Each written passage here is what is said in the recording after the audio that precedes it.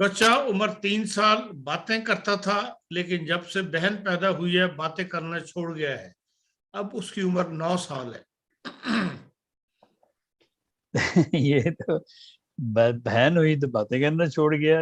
ये तो कोई मतलब कुछ समझ नहीं आ रही मुझे इस चीज की, वो कैसे हो गया। अगर एक बच्चा बातें कर रहा है तो बहन को देख के उसने बातें करना बंद कर दी, तो अब आप उसको क्या कह सकते हैं कि उसको कोई सदमा हुआ है या उसको कोई मतलब क्या, इसको क्या कैसे मतलब आप इसको डायग्नोज कर सकते।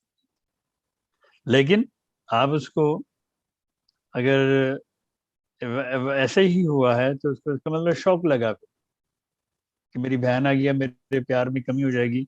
अगर इस शौक के बिना पे उसको हम दवाई देंगे तो वो देंगे फिर हम एकोनाइट।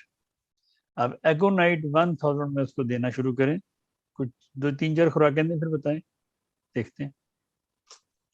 ये भी तो हो सकता है किसी और वजह से कोई बीमारी डेवलप हो रही हो।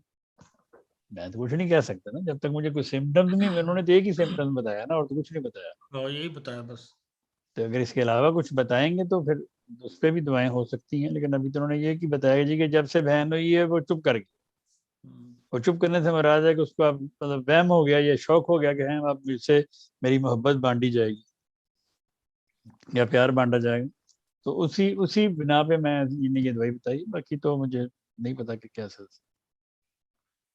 खातून उम्र 71 साल,